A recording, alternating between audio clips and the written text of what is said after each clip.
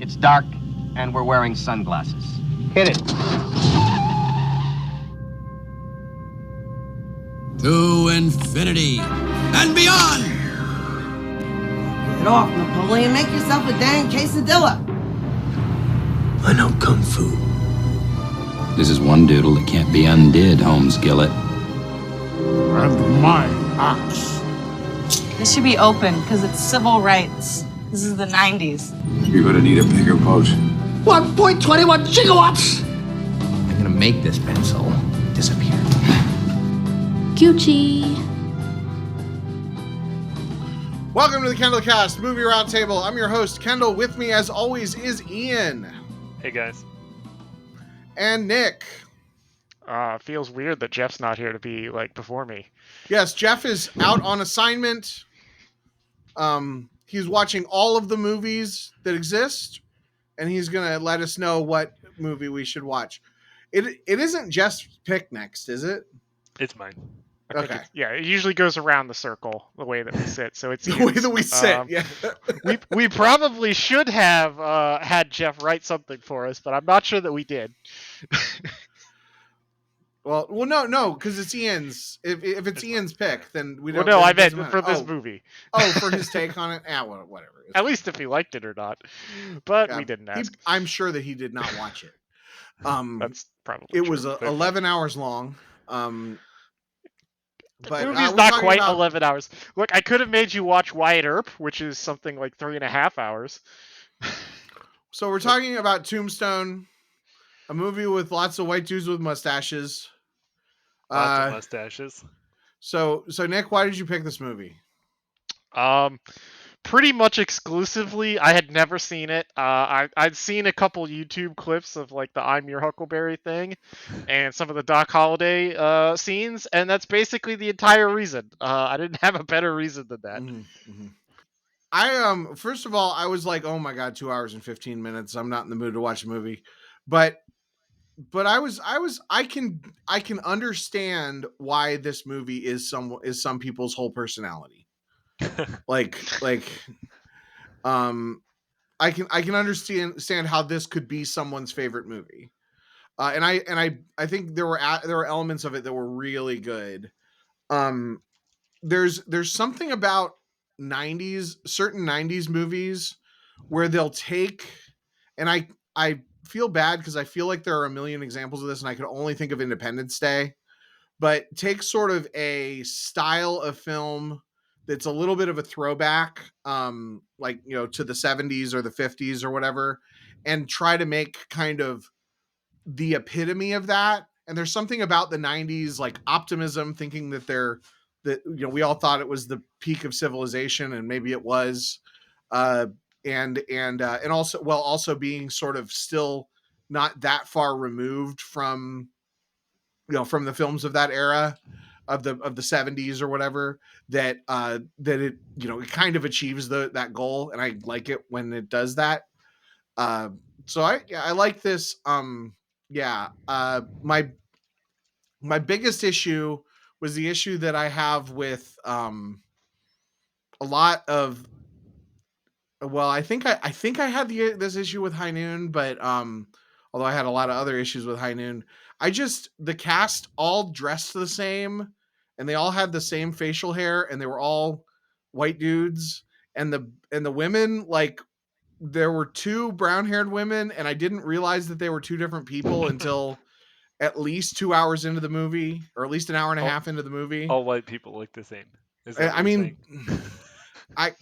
A little bit. I mean, I think that all the wives were blonde and wearing outfits that would change in scenes, which is reasonable, but they were hard to tell apart sometimes. Well, and there were 75 characters in this movie. There were a lot of. I mean, there's a reason that in comic books you have superheroes that wear very distinct costumes, and I think that having, and I mean, there were non-white people that existed in the Old West, and maybe giving some of them a role would have helped, but it is what it is. I thought Val Kilmer did a really, really good job. That the dialogue, very quotable. I have not yet begun to defile myself. You know, and you know, and everything, that scene where they're going back and forth with the Latin was real good, except for I wish that somebody would have. I knew In Vino Veritas. Did you guys, Ian? You probably knew what everything that they said in that scene, right? No, but so I'm gonna disagree with like almost everything that you just said. And well, let him sometimes finish saying it, and then he can get. Okay. No. You can go. You can go ahead. I think I said. all I right. said. That was a good opening piece. So a lot of the things that you said you specifically liked, I specifically did not like. Like the Latin scene kind of epitomizes what I'm talking about. Not only that, but like they're quoting Revelation, with the referencing the four horsemen, and there was a pale horse, and the one who sat on him was death. This to me like really shows how the movie like was kind of trying to be edgy. Like they wanted to have like edgy, cool villains who spoke Latin and quoted scripture, and it ended up just kind of being cringy. I feel like the movie was like way over violent for what it needed to do, and especially like especially the very first scene, and then like at the end, how it just kept dragging on, like with more violent montages. Like I don't see the point.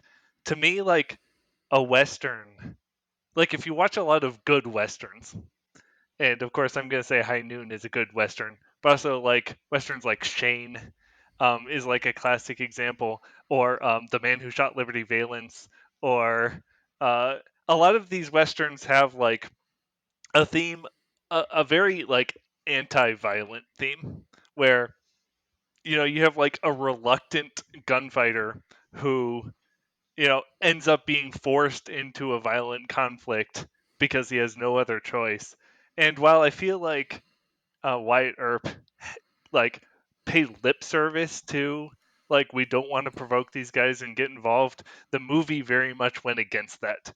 It was like so let's like make these villains so bad that like so we can justify like this vengeance fueled rampage that we're going to force Wyatt Earp to go into. Yeah, I mean, so that's kind of like the thrust of my problem with it. Like it felt like there's a bunch of 90s movies that are kind of like this, like Boondock Saints. This is the Boondock Saints of western movies, where we're like gonna kind of glorify violence and like edgy villains and stuff. Um or it's also reminded me kind of like Seven, or even Face Off. Like Face Off, I felt like had some of the same thematic problems. Like, oh, we just want everyone to be cool and edgy, but actually, it's like super cringe. All right. Now, I kind of think that some of this is fairly accurate with what you're saying, with at least how the movie depicted it. But we have to remember that this is a movie about real people and things that actually happened. No, So I'm no, going to get no. all weirdly focused on historical stuff here, Okay, as yeah, they apparently is didn't. my role. They didn't happen, but sure, go into it. So some things happened, some things didn't. There are certain things that Tombstone completely changed just to make it a better story and move things in. I mean, it looks like everything happens in the course of a week in this story, but it really doesn't. For example, the Earps move in 2 years before the OK Corral happens. They were always sheriffs. Virgil was the sheriff, or the marshal in town before they ever arrive. So the whole uh, trying to decline the call of adventure trope never happens in reality. Uh, there's more Earps.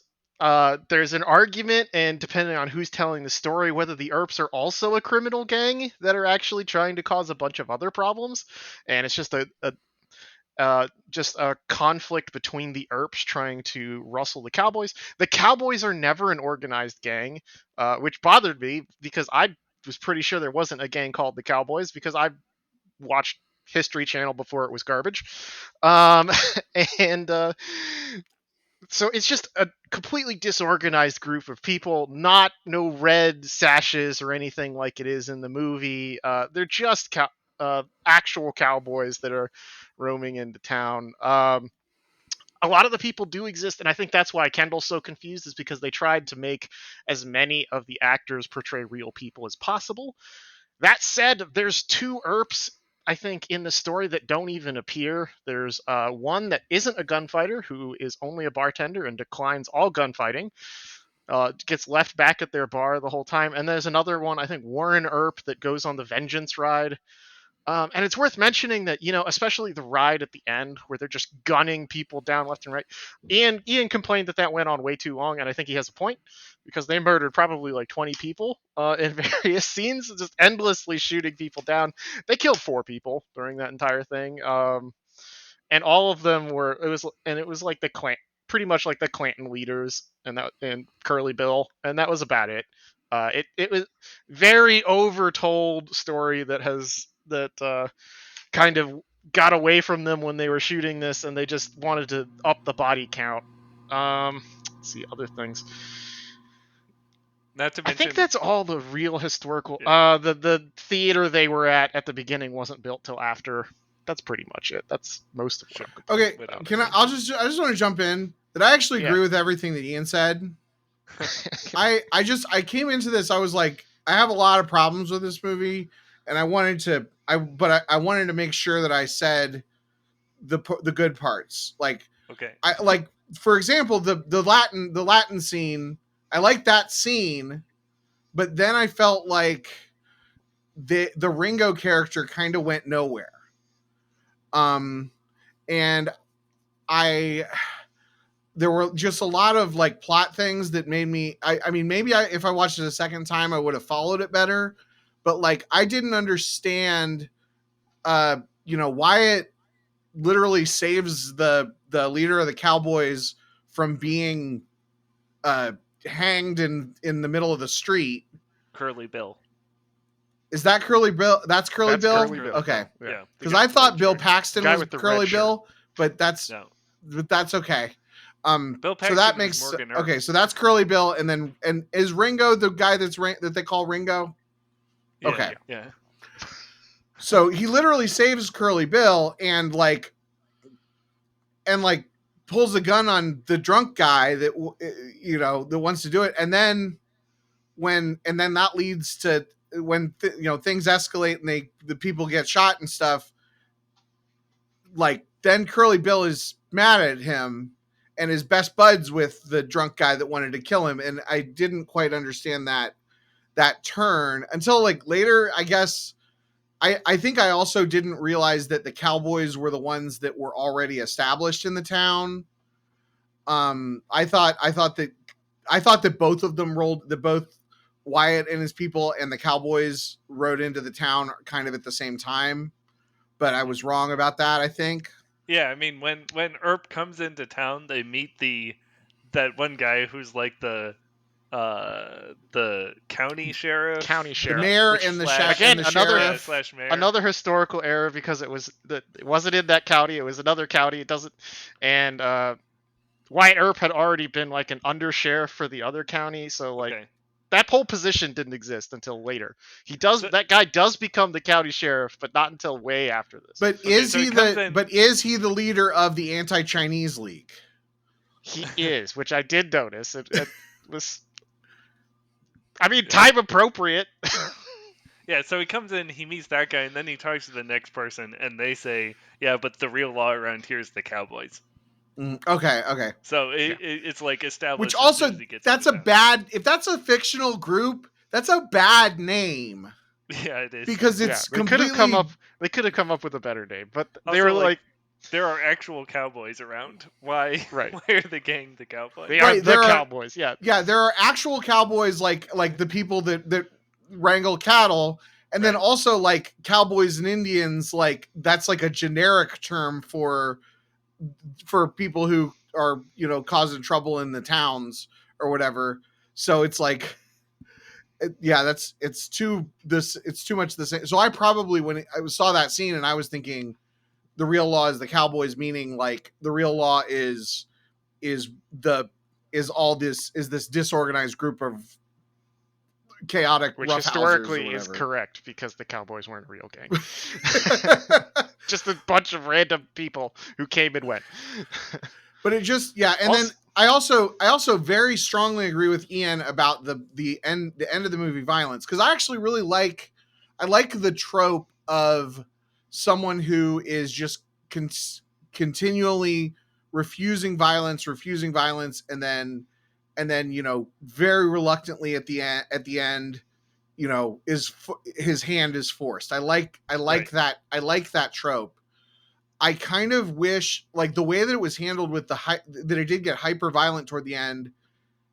I kind of wish that, like, maybe if his wife had if his wife had been like, you've taken this too far, or if somebody had said like, you've taken this too far, this has gone far enough, you don't need to do this, you can walk away, something like that. But that, right, the conspicuous absence of any such scene or consequence, like, reinforces that the movie, like, wanted you to enjoy it. right. Like it glorified the violence. It didn't want to put a stop to it. And even like after Doc Holliday kills Ringo, like, I'm like, oh, it's finally over. But then he says, no, let's finish it. And then there's another violence montage. Like Yeah. the movie's already at 2 hours. Why are we extending it to 2 hours 10 just for another pointless, gunfight montage? Yeah, I mean, because they had two things that they had to work in. They had to work in the OK Corral and the famous revenge ride, or the vengeance ride, or whatever it is. And they weren't spent even too really much time working on random they bar weren't even scenes. really done that well. Like as far as the first violence montage, it ends up with that shootout with Curly Bill and his gang in the river, and then Kurt Russell has that really cringy scene where he's like, no, and he like walks out of the water and he's shooting everyone standing. I'll be honest, I kind of like that. I love that scene. I will say that when this and this is a very 90s thing too, when you're not quite sure whether they're dialing it up because it's cheesy, or whether they're trying to be, or whether it's just over the top, and they don't realize the, there's no hint of irony there. Like there are a handful of scenes like that I really like. But you're right that sequence went on too long, and that there was no punishment for the violence. And then I will also say I really hated the love story, such as it was, between Wyatt and the actress. First of all, I thought the actress was also the wife of the sheriff, because they both are generic women with like 3 lines dating each, and they both were constantly making eyes at Wyatt. So yeah, so it's Josephine, played by Dana Delaney. And they just didn't Wait, have. Are you telling me that Josephine was not dating the sheriff? Because if so, then I completely missed that those were two different characters. What? Yeah, no, Josephine. Oh, then I completely got that wrong. Josephine was the actress who rode into town with her. Yeah, I totally still thought those were two characters, the same character. He was her actor, the actor that she worked with.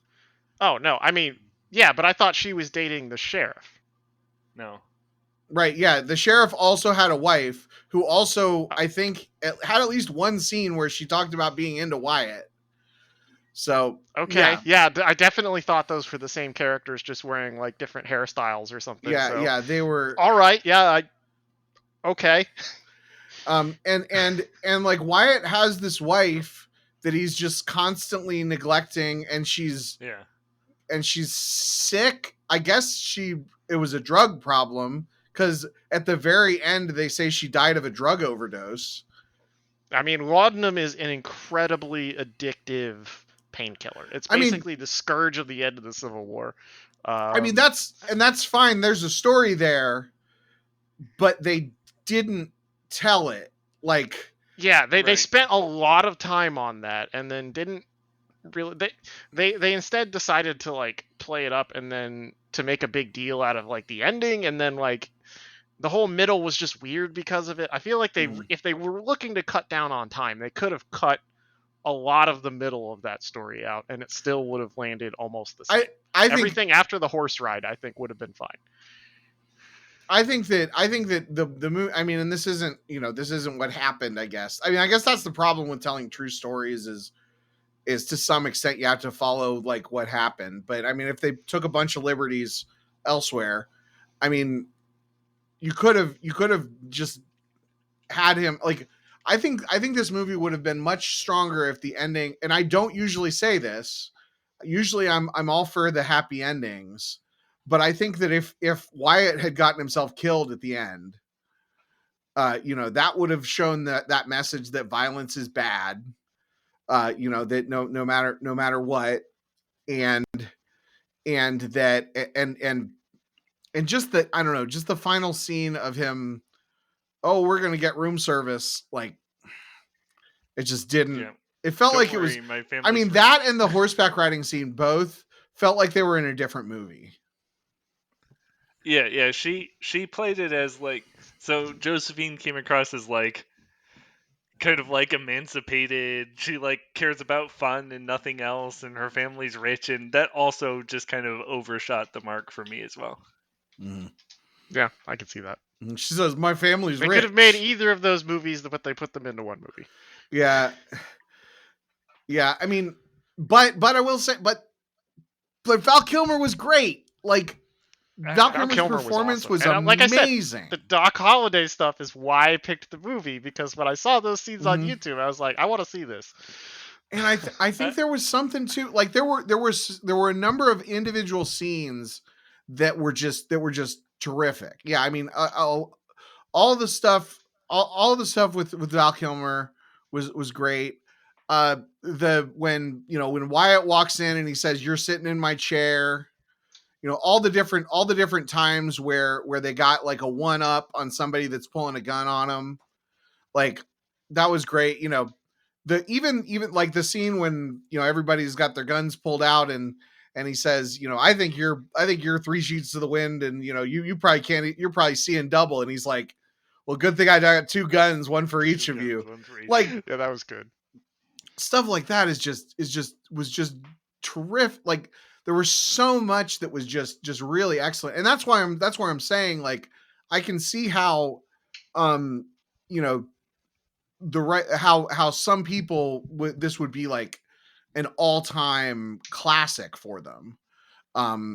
It just ultimately is flawed, and the fact that you're right, like the fact that it's 2 hours and 15 minutes means that it was bloated in a way that they could have tightened it up. They could have cut some scenes, and then it would have really been something special. I feel like this is your favorite movie if your second favorite movie is V for Vendetta. Like, like, people idolize the whole Guy Fawkes thing too, right? Like, I don't know. It's fine. There are some good one-liners. I'll give you that. Yeah. I feel like this is your favorite as an movie. Example of like a more modern Western. I think it is fun. It is slow for I think how much fun it delivers, and it's kind of weird because it switches between the social witty fun and then just the not I mean, the gunfights are all right. They're not full on old school clutching your gut and falling over for the most part, although that does happen a couple times. Right, but, it was not they Tarantino. Are more either. Modern. It was not Tarantino. Right. Like, because you said Reservoir Dogs is Tarantino, isn't it? Yes. I didn't say Reservoir Dogs. Ian did. Oh, didn't Ian he? did. Okay, yeah. Compared to and which I think Tarantino has like Tarantino films are an over the top violence that is almost cartoonish in a way that, like, that is done purely for entertainment and doesn't necessarily glorify violence. This just kind of made it seem like, the guy did the right thing by shooting everybody. And I mean, I guess, like he said, if the Cowboys are done. If I see a red flag, I'm gonna shoot them. Like any of those people could have given up their red flags. I mean, his 3 helpers were the ones who dropped their sashes. Remember, Right, like when they started shooting at the women. Yeah. So like, I didn't compare it to Reservoir Dogs though. I compared it to Boondock Saints, which is much about like it's very much like, oh, we're gonna glorify vigilante violence. Okay, yeah, I was gonna say Boondock Saints is a way better comparison than Reservoir Dogs. Isn't Boondock Saints also Tarantino? No. Oh, it's not. Troy okay. Duffy. Well, Boondock Saints has the guy from Walking Dead, and this movie also has the guy from Walking Dead. Boondock Saints is directed by Troy Duffy. Okay. Well, I haven't seen either. I haven't seen Boondock Saints or Reservoir Dogs because I heard Reservoir Dogs was worse than Pulp Fiction, and I didn't like Pulp Fiction. So, but yeah, Boondock Saints is Norman Reedus, and then this had what's his name that played Norman Reedus's brother in Walking Dead. Okay. And I was like, hey, that's that guy. It had a number of hey, that's that guy. Yeah, there are the cast is pretty impressive. It's got a lot of stars in it, and I think a lot of the side characters are stars in makeup that you don't really recognize. Yeah, like silly hair. I didn't notice Charlton Heston, but Charlton Heston is in this movie. He's kind of like old guy with hat and mustache. But I mean, I saw that he was in the credits. Also, the credits, this bugged me a lot too, because like I was kind of confused about the people, but like it did like a thing where it shows the people's faces, and then it was also doing the actors, and the people that it showed did not line up. Like it showed Val Kilmer. It did a close up on Val Kilmer, and it said Bill Paxton. And yeah. Like I didn't realize that Billy Bob Thornton was in this, or Billy Zane, or so what was with like the historical biography outro, like, and so went on to Sam Elliott is narrating the end, but like, well, you have to remember this is the 90s. We have to tell everyone what happened to everyone. Also, there's another. Isn't there a different narrator at the beginning, or is that also Sam Elliott at the beginning? Is there a narrator at the beginning? Yeah, because it talks it might be Sam Elliott. I don't remember. It talks about Doc Holliday going out west for his tuberculosis and the cowboy gang and everything. With like the old timey video reel of them going to the new black and white. Was that? I might have been Sam Elliott at the beginning too, but there was a narrator at the beginning. If you can have Sam Elliott read some dialogue, you have Sam Elliott read the dialogue. Yeah, but still, it's kind of weird that like. You're now used to him being Virgil. Now Virgil has left and he's back to narrating, but like not as Virgil. Like he mentioned Virgil in the third person during his outro narration. Yeah, that was kind of weird. Yeah. Okay, so I will say like a few just like I just want to acknowledge, yeah, like I mean I legitimately like you guys are making fun of me for all the white people look the same, but like they have an anti-Chinese league, but there's like one frame where there's a guy in a stereotypical Chinese looking hat. Like there's not like Chinese characters in it. There's the only time you see Mexicans is for them to get gunned down. There's the one cowboy that's like Spanish or something like that, doesn't speak Spanish or something like that. His kind of weird. Well, he's just, I think the idea is that he's dumb. But he doesn't. Yeah, his Spanish is worse. It doesn't last very long. But he's like, so you even establish him as a character and then don't use him for the rest of the film. Like they it's like they go out of their way to not have representation in this movie, which is, I mean, I don't want to like dwell on it too much because it was the 90s and that's it is what it is. But I do want to acknowledge that like the movie literally would have been better if it had a more diverse cast. Yeah, I think that said, all the famous people are dead white guys. So right, well, all the people they're trying to match from the photos are the white guys. But like, so tell a better I think this story. is another problem when you're trying to match historical accounts and then like. The only people anybody wrote down were like the famous dead white guys. Right. Versus... Well, it's like I brought up Shogun in the last one, But like I was complaining that Shogun to some people that Shogun, you know, the main character and it's a white dude, even though it's about feudal Japan. And they were like, oh, well, that's because it's based on this guy's diaries. It's like, you don't think the Japanese people wrote diaries too? Like, why do we have to tell this guy's story? Yeah, I understand. And I mean, yeah, I understand, but I just like, it would have been a better story if they had followed up on some of those minority characters that they even or had, you know, done more with the women, done more with the like, because there were these characters that were clearly like 3 feet off screen that I don't know.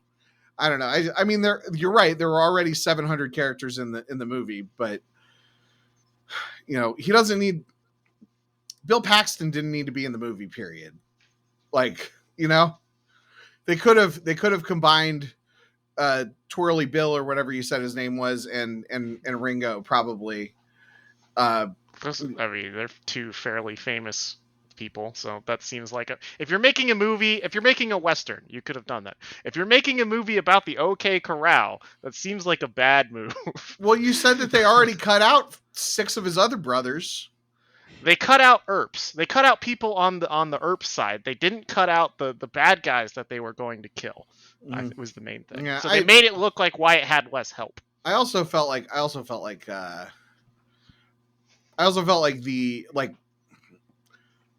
Ringo was just, they set him up to be such a great character in those first 2 scenes where like he's, you know, playing it cool and then you find out that he also speaks Spanish.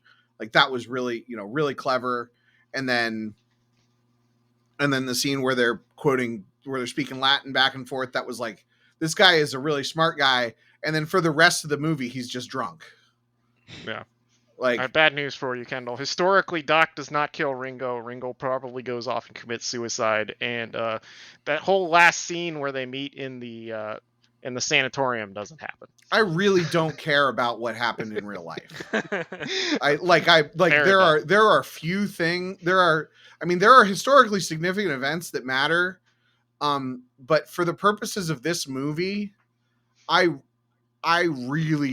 are few things that I care less about than historical accuracy. I mean, people have heard about the shootout, the famous gunfight at the OK Corral, right? And it's like in our cultural, you know. But that's like a super minor scene in this movie. Yeah. Right. So then it happens halfway through. So it was at 1 hour 10. I actually wrote it down. Yeah. So it's the dramatic climax. You know, it's the turning point, admittedly, but like if you're telling a story around it, and there's a bunch of things that they changed historically anyway, then you could also change other things to make it better. Right. Well, that said, there was another movie that came out essentially at the same time, directed by Kevin Costner, who attempted to ruin this movie by buying up every costume in Hollywood so that they couldn't shoot this movie. Called Wyatt Earp, where they attempt to tell mostly mustaches? the same stuff. Yeah, I mean, I don't know. Maybe they had to make their own mustaches. I don't. Because Kevin Costner's mustache. I haven't actually seen a picture of him. Let me pull this. Or not up. Kevin Costner. Sorry. Who played Wyatt? Crap. Oh God, I'm drawing a blank. Kurt Russell. Kurt Russell's mustache. Kurt Russell's mustache was the worst prop in the whole movie. Hilariously, if you look at the old picture of Wyatt Earp, his mustache is like half the size that he had historically. Apparently, that's Kurt Russell actually grew that mustache. It's a real mustache? Real. Okay. Yeah, it's his. Yep. That's awesome. It's impressive. Well, okay. I'll give him the credit for that, I guess. It looked like it was going to fall off in a couple of scenes, but if you say so. Maybe he had extensions on it or something. But there were so many great moments too. Like I love that you know, when they're leaving town and he says, you know, this is over, but then, you know, he's standing behind him with the gun when they come after him. Like I really loved that sort of, I'm going to give you guys every chance to avoid the wrath, avoid. I think it's worth pointing out that I think both my and Kendall's favorite scenes, for the most part, occur around the gunfights. The shootings themselves are kind of like not the focus of our enjoyment. Mhm. It's the tension and the little dialogue with each other. The "I'll be your huckleberry" thing, and the I have a lot of friends. I don't. Oh yeah. That's we were watching it, and the guy says, "I have a lot of friends," and I said, "I don't," and then he said, "I don't," and I was like, "Yes," but that's oh man, and that's so it's great. all those little things I think that were a significantly better Mhm. part of the movie than the extreme violence that happens in Yeah. very short periods of time. Well, and the extreme violence and the sort of bloated like actual plot. Yeah. It wasn't all bad. I agree. Like, there's some good one-liners, a few good moments, character moments. I mean, don't get me wrong. It got a lot of criticism, but I enjoyed the movie. It was. I like when Wyatt says, "Well, I guess you better swear me in." When the cowboys start rolling in, like, yeah, that was good. He signs up for it. Yeah, I really like. I don't know. Yeah, I liked. I liked it. I liked it more the first time I watched it. The rewatch for this, I'm like, yeah, okay. I could see that. Yeah. That's interesting because I feel like I would like it better on a second viewing, but I have only seen it once. But if you've already seen all the good lines, then well, I feel like I could be looking. Parts. I could see myself, and this is where I could say like this could be somebody's favorite movie. Like you're just looking for those quotable lines because it seems very quotable. That's true. But like I was kind of looking forward to some of these because I knew about them, but I didn't know where they were in the movie. So I will say the "I'll be your huckleberry" line was kind of that was one of those lines that it's like that "you talking to me" in Taxi Driver, where like you hear it quoted all the time and people like kind of put about 10 times as much energy into it. Right. It's not even like a big line in the movie generally. It's just like some weird thing that's popped up. And I also like people it's kind of memeified and does it like people have told me that they will be my huckleberry, and it kind of like popped back into popular culture like 2 years ago, right? And I just as fast. I do not think that they were talking about murdering me most of the time. Most of the time they were talking about participating in a Star Wars card tournament. Yeah, I was gonna say I'm pretty sure it's about finding a match for what you're looking for more than anything. Right. I don't know. Right. Yeah. That's how it's like. So seeing the context that it was used actually in the film was kind of interesting. Yeah, that I have a lot. I do think that I have a lot of friends. I don't is that really like that really resonated with me because like that I've kind of been on both sides of that where I have friends that I know that they don't have a lot of friends, and so they're going to be incredibly loyal and they're going to, they're always going to be there. And then I've also kind of been on the other side where, where somebody is kind to me. And so I would take a bullet for them, metaphorically speaking, not literally. But in this case, obviously, literally. Yeah, like I think I like when he walks over. He's like, "Barber, proceed, sir." Right after this, like right back moment. to it. Right, like totally comfortable with the blade right next to his throat at that point. Mm-hmm. I liked the drunk guy that kept kept just barely surviving. I think that was supposed to be Ike Clanston, who was like a ringleader or something like that. Like I think he famous, but, yeah. I kind of liked him like giving surrendering constantly and begging for his life and then shooting them in the back. Yeah. he just couldn't learn his lesson. No, they let him go like twice. Mm-hmm. Yeah. But that was another example of like all the people looking the same, because I thought that when the horse was dragging the guy, when the horse was dragging the guy to town to say, meet Ringo at 7 p.m. and all that stuff, I thought that they had killed the drunk guy, but apparently not. Yeah, I don't think they show them actually killing Cranston. They show him like throwing his thing down and then him just riding away, and they shoot, and then you never see him fall down. Yeah. Oh well. But I'm trying to think what and I mean we already talked about. There's a moment where you see some women protesting for equal pay, and I have a feeling that was I have a feeling that was put in there like as a as one of those things that they put in movies that's like this is that speaks to the time that the film was made. So like they were, it was kind of in there to remind you that women have been fighting for equal pay for for 100 years or more. Fortunately, now that's not a problem at all. We completely solved sexism. Completely, 100%. Sarcasm. Insert sarcasm, please. I'm being sarcastic, please. There are a few other like funny things that I've seen people post about the movie. Like they always have the 2-shot shotguns, and then they fire like 2 shots in the air like multiple times. Like probably shouldn't fire 50% of your ammo when walking into a crowd, like just up in the air as a warning. Or like things like in the scene where it's raining, it's only raining within 10 feet of Kurt Russell. If you look in the background, it's just bone dry. Which is what it would be like if it was a film from the 70s. Yeah. I think there was a scene where you kind of saw town from far away, and it kind of looked like the fake town from Blazing Saddles. Like, yeah, a lot of the, I don't know.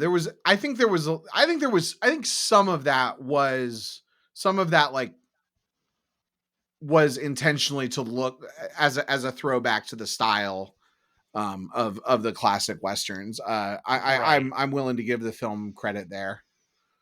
And I know you don't care about historically, but historically there wouldn't have been a lot of actual buildings. It would have been all tents because it was just a mining settlement. It wasn't even like big. I think that they built the theater after the incident and everything like that. But also it was entirely shot in Arizona, which I thought was neat because that's a lot greener than I think of when I think Arizona. The other thing I noticed is when they're going to the showdown, for the misdemeanor for gun carrying. Yep. They walk past a building that is on fire, that is very much on fire. I also noticed that, and I'm like, what? When did that get on? Why fire? Is that on? I'm not. They weren't the ones that said it. It's just on fire. I don't know why it's on fire. They don't explain it. I feel like that might be a better problem to deal with right now. Yeah. Definitely. Right. That was my thought. Tombstone, why was the building on fire? It's not explained how the building caught fire. Oh, my phone answered me because I said it out loud. The burning building was likely included in a scene to symbolize a number of What? Really? Come on. They just added it because it happened a lot in that period. I was hoping I'd get an answer like, oh, there's a deleted scene where it got set on fire and they just cut it, or they accidentally started burning it down during the take and they just went with it. I don't know. Well, I mean, I figured it was just because the Cowboys are causing crazy havoc. Yeah, that's kind of what I thought. But at the same time, like, it adds tension. It doesn't really matter how it starts. It's fire in the background is always a very symbolic. And it was a very big fire. That's the other thing. Yeah, that building was done. One guy threw a bucket on it. It's like, no, don't bother. Like if they'd I don't know, if they'd have shown like the the Cowboys riding up to the place and one of them shoots a hay bale or something and it sparks a little bit of a fire. Like, I think that would have maybe made more sense. But like that thing was like, that was so on fire that like, I feel like you would need to deal with it or else you would be in danger of the entire town burning down. It was a lot of fire in a very dry environment, but maybe they didn't know how fire worked back then. I don't know.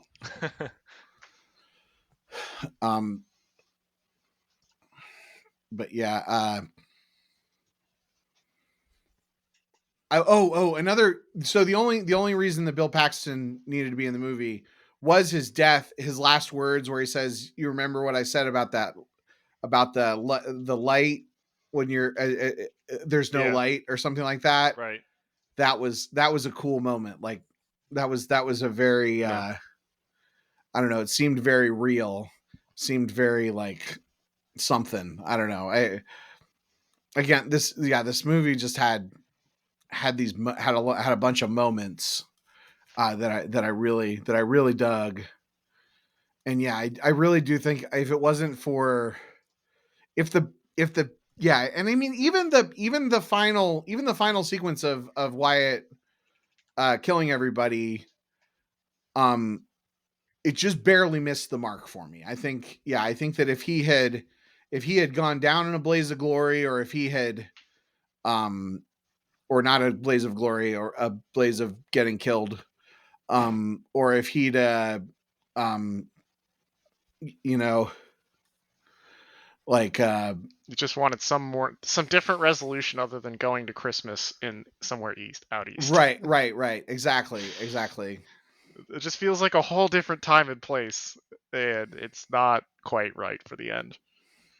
Also, like, I mean, I understand that it probably did exist, but if you're out in that old west and you're talking about room service, like, did they call it room service in the 1800s? It felt a little anachronistic. Yeah.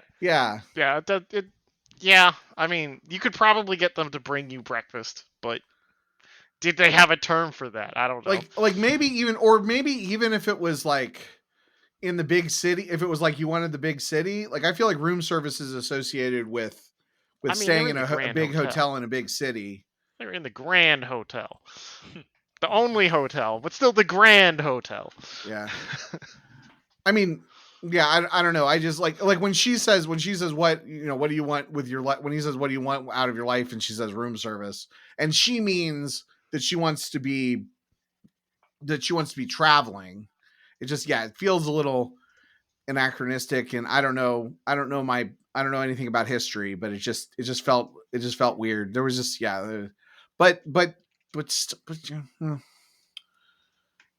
and her performance wasn't bad. It just I think there's probably a way they could have done that love story better.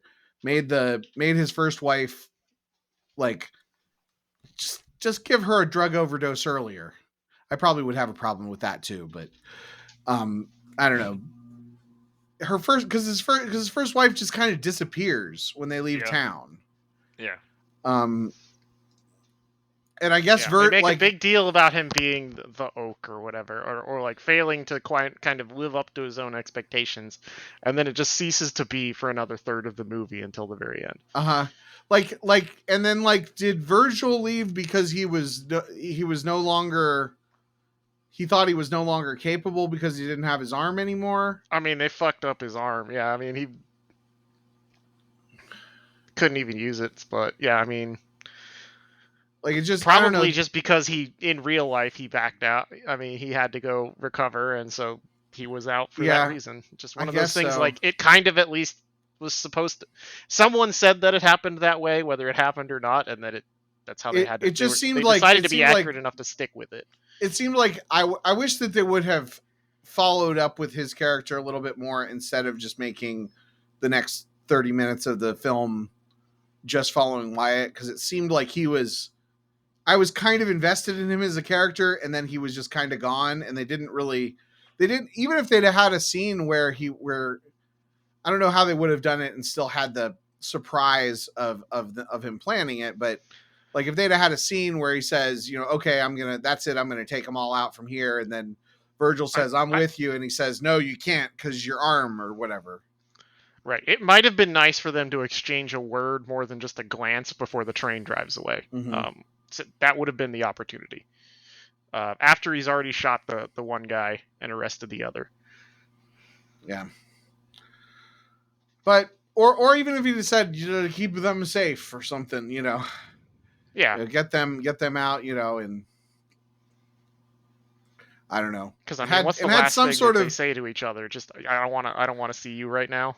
Like literally, Like literally, like the one person who has an exit from the film is the one that comes back, because I really liked when what's her name left and Doc Holliday says, and then she walked out, and with that she walked out of our lives. Yeah, and then she came back. Yeah, and then she came back. Like it just, I don't know, it was because also that's a really good line. Like he had so many good lines.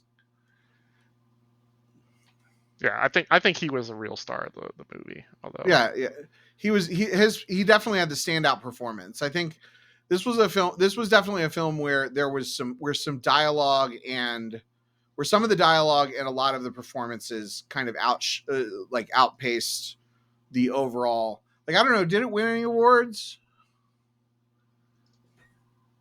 Like it kind of feels like it feels like it might have been nominated for some stuff. I don't know. Let me see. I closed it. I'm opening it again. Let's see. It was nominated for an MTV Movie Awards. Let's see. Two of them. 1990. Yeah, I just see the two. For Best Male Performance and Most Desirable Male. Both That's all I'm seeing here on IMDb, yeah. That seems about right. Yeah. I don't know. I think Val Kilmer could have gotten in a different year, he could have gotten a Best Supporting Actor nomination. I mean, let me see what other movies came out this year. 1993 movies. I mean, we got Gettysburg, Schindler's List. Oh, all right, he's screwed. That's not happening. They're not getting anything.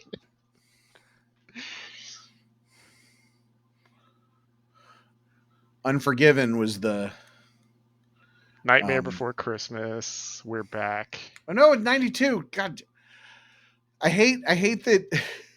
Wait, I hate that when you put the year for the nominees, you have to put the next year.